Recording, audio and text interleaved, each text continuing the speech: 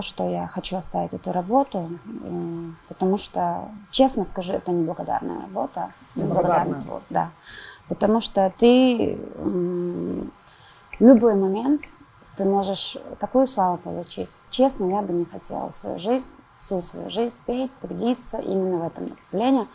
Я, естественно, в будущем хочу заняться каким-то бизнесом, создать свою семью и быть хорошей мамой для своих детей.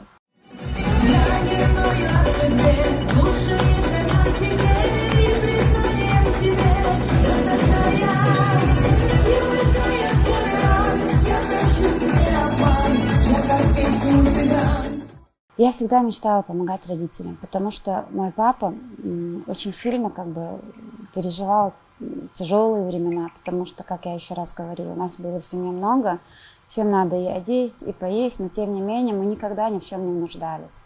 Наши родители для нас делали все. Мы всегда жили хорошо, мы всегда были одеты, обуты, не так лишь бы, мы всегда были одеты в самые лучшие, хорошие вещи. Мы всегда ели, не голодали, но тем не менее мой папа всю жизнь работал, он никогда не отдыхал. Первое, что я всегда хотела помочь папе. Мы снимали квартиру долгое время в Москве, и вот потихоньку мы начали строить дом в деревне, в селе. Почему, когда я папе сказала, почему мы именно там строим, он мне сказал, настоящий чеченец должен иметь дом в селе. Если у тебя нет дома в селе, значит, ты не чеченец. Нет корней. Да, нет корней. И, альхамдулилля, у нас сейчас очень красивый дом в Чечне. Квартира у нас была, небольшая квартира в Москве. Потихоньку, альхамдулилля, жизнь начала налаживаться в свое русло.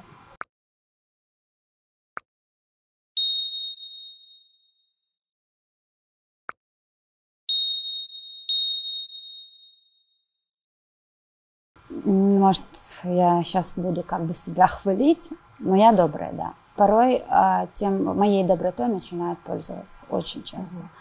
Инстаграм я вообще создавала где-то в 2014 году, так как левый аккаунт, он у меня был Алиси66, я не знаю, с чего это было, я его вела неактивно как-то вообще, просто смотрела это, и потом я его переименовала.